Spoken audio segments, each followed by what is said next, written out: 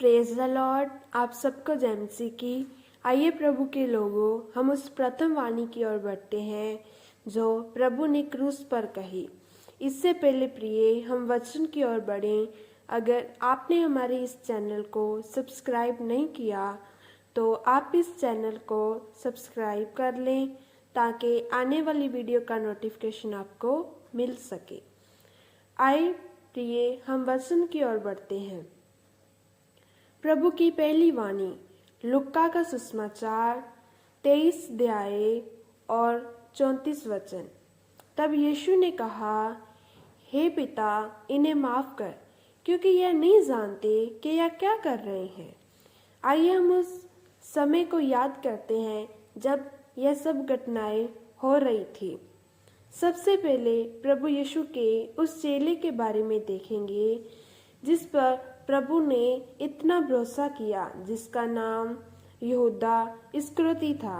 उसने प्रभु को धोखे से पकड़वा दिया और फिर पतरस ने भी यीशु का इनकार किया और कहा कि मैं उसे नहीं जानता, यह कौन है। और फिर सैनिकों ने भी यीशु को ठट्ठों में उड़ाया। उस सैनिकों ने प्रभु की बहुत निंदा की। फिर महासभा के सामने प्रभु यीशु को लाया गया और फिर पिलातुस के आगे लाया गया। फिर हेरोदेस और फिर दोबारा प्रभु यीशु को पिलातुस के सामने लाया गया। देखा जाए तो हर जगह प्रभु का अपमान हुआ, उसकी निंदा हुई। वह तन मन से प्रभु पर दोष लगाते रहे। सोचिए प्रिय, एक ऐसे व्यक्ति के बारे में जिसने तन मन और धन से लोगों की सेवा की, उनके लिए प्रार्थनाएं की, बीमारों को चंगा किया, और आज वही लोग उस पर झूठे आरोप लगा रहे थे। उसके मुंह पर लोगों ने थूका और कोड़ों से उसको मारा गया। दो चोरों के साथ प्रभु यीशु को क्रूस पर चढ़ा दिया गया। उसके हाथों पैरों में कील ठोके गए। फिर सिर पर कांटों का ताज पहनाया गया। अब सैनिक वेट कर रहे थे उसके मरने का और उसके कपड़ों को आपस में बांट रहे थे। प्रभु यीशु सब कुछ कर सकता था, परंतु प्रभु यीशु मसीह शांत रहा और अपना मुंह खोले बगैर उन ताड़नाओं को सहता रहा। प्रभु यीशु मसीह, जिसने कोई गुनाह नहीं किया था, वह निर्दोष था और वह पाप से अनजान था। वह सब कुछ कर सकता था। उसके कहने पर हजारों स्वर्गदूत धरती को नष्ट कर सकते थे, परंतु फिर भी उसने कहा, हे पिता, इन्हें माफ कर, क्योंकि यह नहीं जानते कि यह क्या कर रहे हैं। इस वचन से हम बहुत कुछ सीख सकते हैं। अगर प्रभु की जगह कोई और होता तो वह अपने लिए कुछ मांगता, अपने आप को बचाता। खुद से पहले दूसरों को रखना।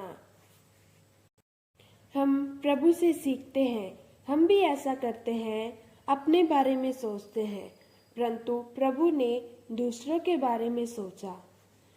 अंत तक वह परमेश्वर की इच्छा पर बना रहा।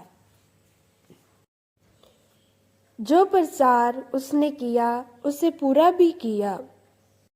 मत्ती 5 अध्याय और उसका 44 वचन। परंतु मैं तुमसे कहता हूँ कि अपने बैरियों से प्रेम रखो और अपने सताने वालों के लिए प्रार्थना करो।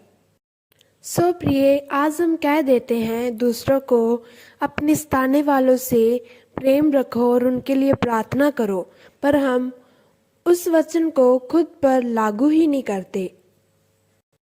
परंतु प्रभु यीशु मसीह ने कहा कि अपने बैरियों से प्रेम रखो और अपने सताने वालों के लिए प्रार्थना करो, और उसने ऐसा किया भी। और उसने क्रूस पर यह पहली वाणी की कि हे पिता, इन्हें माफ कर, क्योंकि यह नहीं जानते कि यह क्या कर रहे हैं।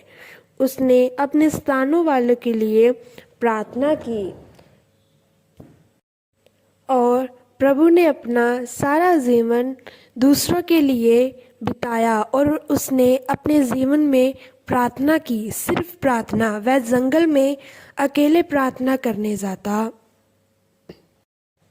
हम प्रभु यीशु मसीह के जीवन से सीखते हैं कि खुद से पहले दूसरों को रखें, अंत तक प्रभु की इच्छा पर बने रहें और जो हमने प्रचार किया उसको अपने पर लागू भी करें। प्रिय, जितने भी इस वचन को सुन रहे हैं वह इस चैनल को सब्सक्राइब कर दें और इस वचन को लाइक, कमेंट और शेयर कर दें ताकि प्रभु आप सबको बहुत सारी आशीष और बरकत दे और आपके परिवार की हर एक इच्छा पूरी करे और अपने स्वर्गदूतों का पहरा आपकी फैमिली और आपके घर पर लगा रहे। आमेन। God bless you. प्रभु आप सबको बहुत सारी आशीष और बरकत दे।